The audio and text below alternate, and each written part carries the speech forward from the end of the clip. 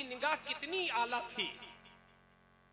उन्होंने मकाम सियादत और आले रसूल की हुर्मत व इज्जत और उनकी शान आला हजरत ने समझी।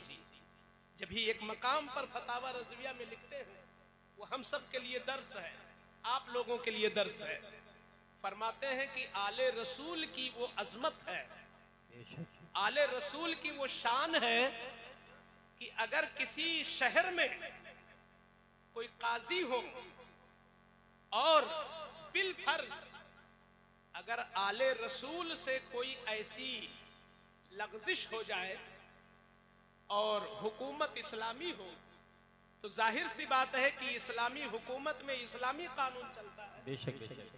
तो जब आले रसूल से कोई शरीयत के खिलाफ लग़ज़िश होगी तो कानून उन पर भी लागू होगा।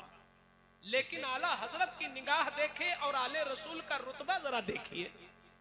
फरमाते हैं बिल फर्ज अगर काजी के दरबार में कोई आले रसूल हाजिर किए जाएं इस नियत से कि इनसे फला लग़ज़िश हो गई है, लिहाजा इन पर हद जारी करो, तो कहते हैं कि चूंकि शरीयत शरीयत है, शरीयत का एहतराम हर फर्द पर है, शरीयत किसी के लिए अलग नहीं है, तो शरीयत का कानून लगेगा तो उन पर।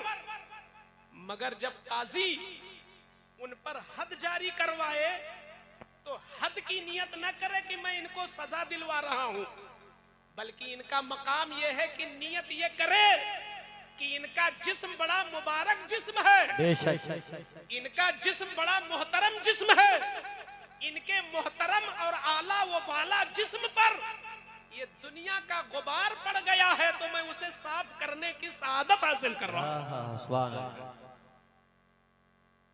ऐसा अदब शायद किसी के दिल में भी ना आता हो। हजरात, मैं तो कहता हूं कि आप अगर आला हजरत अजीमुल बरकत का अदब जान जाएं तो हमारे इन हजरात, हमारे इन मखदूमों को न भीड़ों में तकलीफ हो।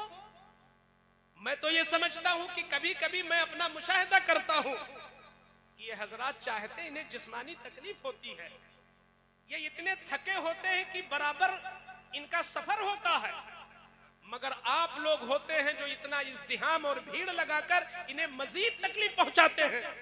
बेशक बेशक। अरे इनकी रूह को खुशी तो उस वक्त होगी कि अब इस साल ये आए हैं, आने वाले साल में ये जब तशरीफ लाएं तो कोई खबर देने वाला ये खबर दे कि हजरत जितने लोगों ने आपके हाथ में हाथ देकर नमाजों का वादा किया था सब नमाजी हो गए हैं, तो सुहेल मिल्लत की मोहब्बत से आप सरशार हो जाएंगे। सुभान अल्लाह, सुभान अल्लाह, सुभान अल्लाह, सुभान अल्लाह। इससे नहीं इनको खुशी होती है कि आपने भीड़ लगा दिया और अमल कुछ नहीं किया।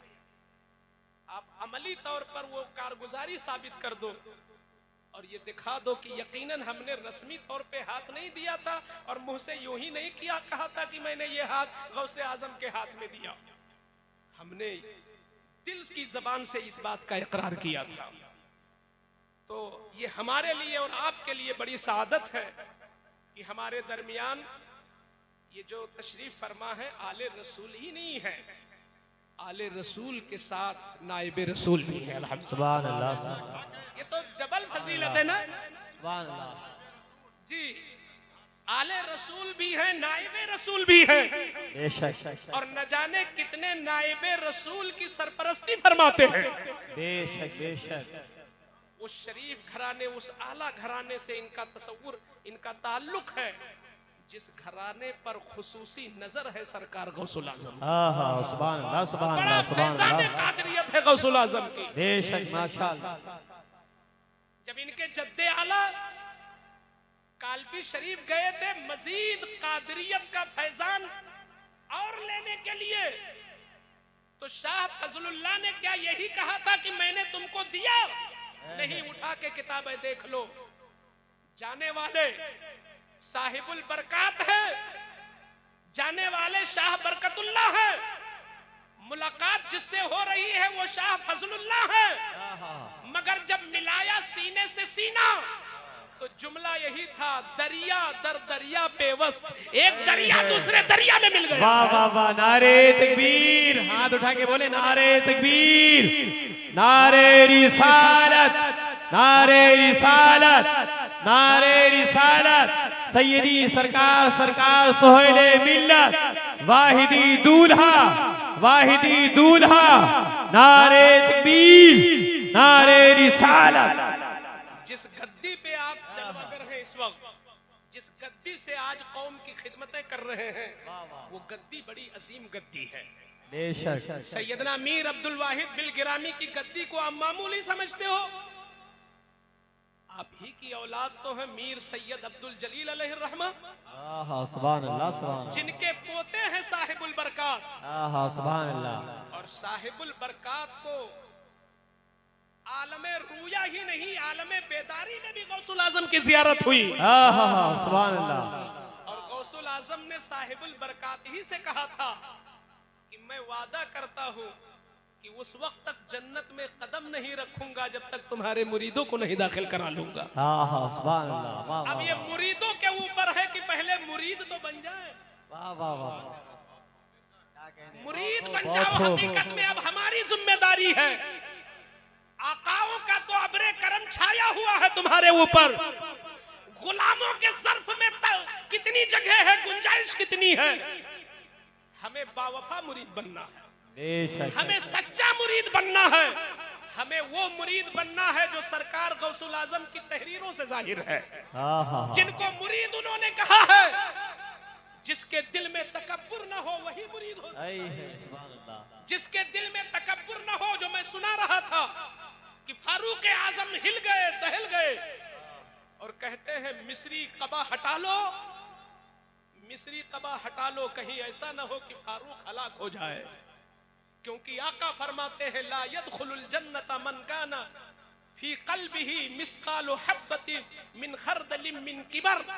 जिसके दिल में राई के दाने के बराबर तकब्बुर है वो जन्नत में जा ही नहीं सकता। फारूक आजम ने उतार दिया।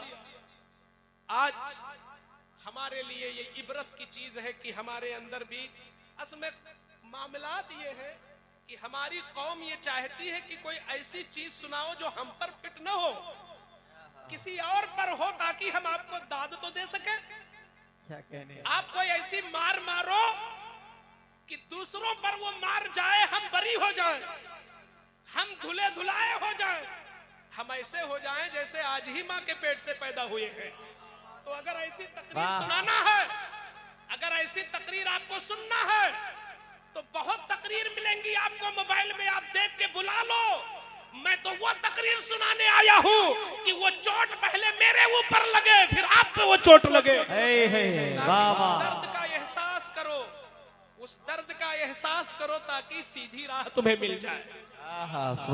मैं कहता हूँ क्या मैं तकब्बुर से बरी हूँ? नहीं, मुझसे गलतियां हुई हैं। कभी कभी ये ख्याल आता है कि मैं सुन लूं कि मेरी तकरीर के बाद 4 लोगों ने तबसरे तो नहीं किए, क्या कहीं कहा गया कि हाँ बड़ी अच्छी तकरीर हो गई? लोग ऐसा कहते भी हैं और मुंह पे भी तारीफ कर देते हैं। बसा औकात मेरी भी तारीफ हुई। अब मैं शरीयत का एक मसला सुना दूं कि अगर कोई किसी की तारीफ करे तो उसको क्या करना चाहिए। जिसकी कोई तारीफ करे उसको क्या करना है।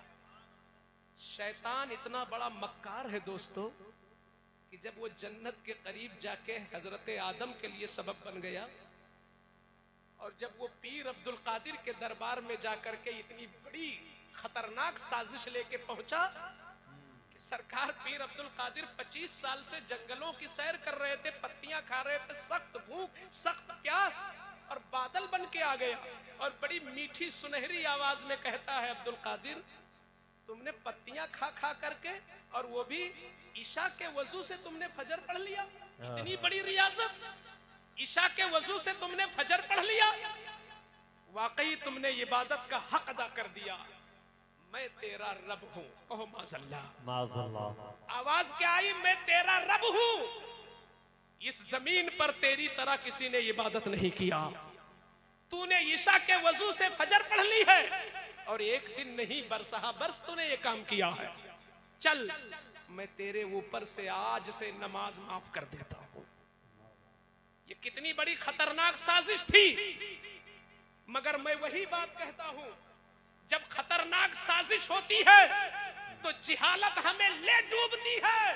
काश कि उस वक्त में दीन का इल्म हो, तो दीन का इल्म वो नूर है जो हर अंधेरे से तुम्हें बचाता है। अल्हम्दुलिल्लाह। बेशक बेशक। पीर अब्दुल कादिर ने गौर फरमाया, कहा ये शैतान, अरे जब रसूलुल्लाह पे नमाज माफ ना हुई तो अब्दुल कादिर कहाँ कहा है। फरमाते हैं वह मरदूद तो शैतान मालूम होता है भग यहाँ से। भगते भगते दूसरा तीर चलाया, कहा कि आज तेरे इल्म ने तुझको बचा लिया, वरना तेरी तरह 70 वलियों को मैंने वहीं से गिराया है, आज तक उठ नहीं सके हैं। विलायत छिन गई उनकी, मगर तेरे इल्म ने आज तुझे बचा लिया। मेरे अब्दुल कादिर जिलानी फरमाते हैं, मरदूद अब भी तू बाज नहीं आया, तू मुझको तकब्बुर में मुब्तला करना चाहता कि मेरे इल्म ने बचाया। जा मरदूद, मेरे इल्म ने नहीं बचाया, इल्म तो मेरे आका की वरासत है। बेशक। मैं इसलिए इल्म सीख रहा हूँ, बचाया मेरे रब के फजल में है। सुभान अल्लाह। अब ये सुनाकर मैं बताना ये चाहता हूँ कि ऐ मिंबर पर बैठे हुए लोगों, मेरे दोस्तों, छोटे बड़े सब लोग, जो शैतान उस बुरहानुद्दीन के पास पहुंच गया जो जमीन पर अल्लाह की शान है, जिनकी हकीकत को आज तक उलमा, मुहद्दिसीन, मुफस्सिरीन समझ न सके कि पीर अब्दुल कादिर हैं क्या हो। जब शैतान वहां पहुंच गया तकब्बुर देने के लिए, तो हमाशुमा किस खेत की मूली है।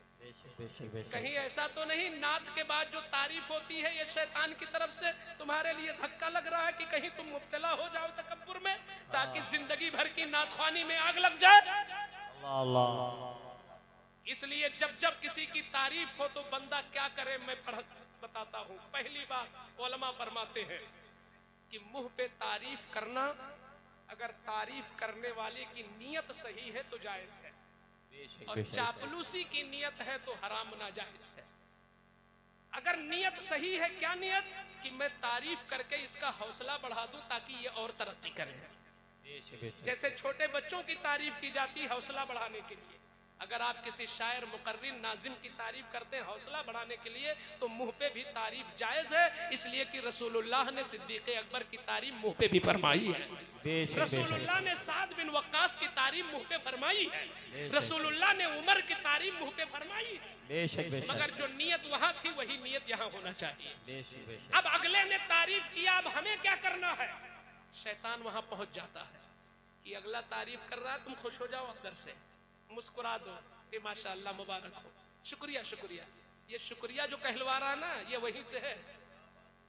अगला तारीफ करे तो शुक्रिया से ना इस्तेमाल करो, जब अगला तारीफ करे तो मुझसे सुनो।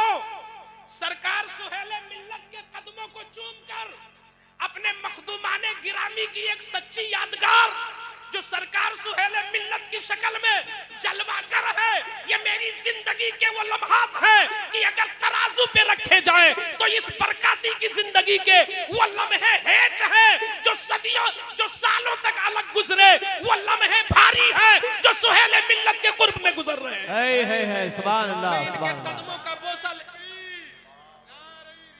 या रसूल अल्लाह, जिंदाबाद जिंदाबाद जिंदाबाद। तो मैं बताना चाहता हूँ, इस हरबे से अगर 2-3 चीज बता ले गया और लोग अमल कर ले गए तो शायद मेरा आना कबूल हो जाए। बेशक। फरमाते हैं उलमा कि जब कोई तुम्हारी तारीफ करे किसी भी चीज की, सखावत की, हुस्न की, आवाज की, हुनर की, इल्म की, किसी चीज की कोई तारीफ करे, तो तुम्हारा काम यह है कि शैतान के मकर से अगर बचना है तो जैसे वो तुम्हारी तारीफ करे तुम अल्लाह की तारीफ शुरू कर दो। सुभान अल्लाह, सुभान अल्लाह। जैसे वो तुम्हारी तारीफ करे तुम अल्लाह की तारीफ शुरू करो। जैसे कोई कह रहे मुफ्ती साहब क्या गजब की आपने तकरीर करी, तो आप कहो अल्हम्दुलिल्लाह, ये मेरा कमाल नहीं मेरे मौला का कमाल है जिसने इस तरह बोली जारी फरमा दिया। सुभान अल्लाह। ये एक तरीका है शैतान की मक्कारी से बचने का। और दूसरा तरीका यह है कि जब कोई तुम्हारी तारीफ करे, ये बहुत सख्त है, ये सबसे नहीं हो पाएगा, ये उन्हीं से हो पाएगा जिनका नफ्स मुर्दा होने के करीब है, और जिनका नफ्स इतना जिंदा है कि उनसे ज्यादा उनका नफ्स जिंदा है। तो ये उनसे नहीं हो पाएगा। जो लोग नफ्स को बहुत गिज़ा देते हैं उनसे नहीं हो पाएगा। जो रोजा रखकर और कुछ सह करके अगले की बात अपने नफ्स को मार चुके हैं शायद वो कर ले जाएं। दूसरा तरीका यह है कि जब अगला तारीफ करे तो तुम अपने छुपे हुए गुनाहों को याद करो कि ये मेरी तारीफ कर रहा है, मैंने न जाने कितनी फजर छोड़ रखी है, न जाने कितने ईशा मैंने कज़ा किए, न जाने कितनी बार मैंने झूठ बोले हैं, न जाने कहां कहां मैंने धोखे दिए हैं, न जाने हमने कितनी खयानतें की हैं। अगर ये बंदा मेरे ये करतूत को जानता तो ये तारीफ न करता। ये इसलिए कर रहा है कि मेरे करतूत से वाकिफ नहीं है। अगर ये करोगे तो शैतान के हरबे से बच जाओगे, वरना उसी तारीफ से शैतान तुम्हें मुतकब्बिर बनाना चाहता है। और तीसरा तरीका, आखिरी और तीसरा तरीका, उलमा फरमाते हैं जब कोई तुम्हारी तारीफ करे तो तकब्बुर से अगर बचना है तो तुम फौरन ये दुआ करना शुरू कर दो कि मेरे मौला, ये जिस हुनर की तारीफ कर रहा है तू करम कर दे कि ता हयात वो हुनर मेरे साथ कायमो दायम रहे, वो नेमत तेरी मेरे साथ कायमो दायम रहे। ये तीन तरीके हैं तकब्बुर से बचने के, मगर हम नहीं बच पाते, क्योंकि शरीयत की बातें जब नफ्स पे चोट डालती है बंदे को मजा नहीं आता।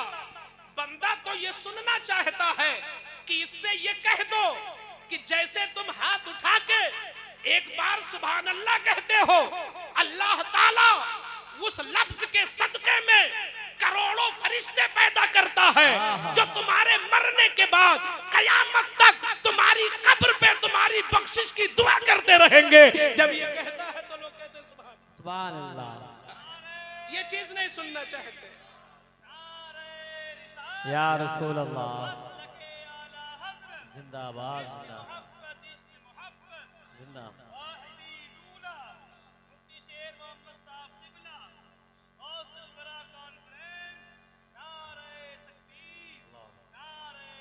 Yeah.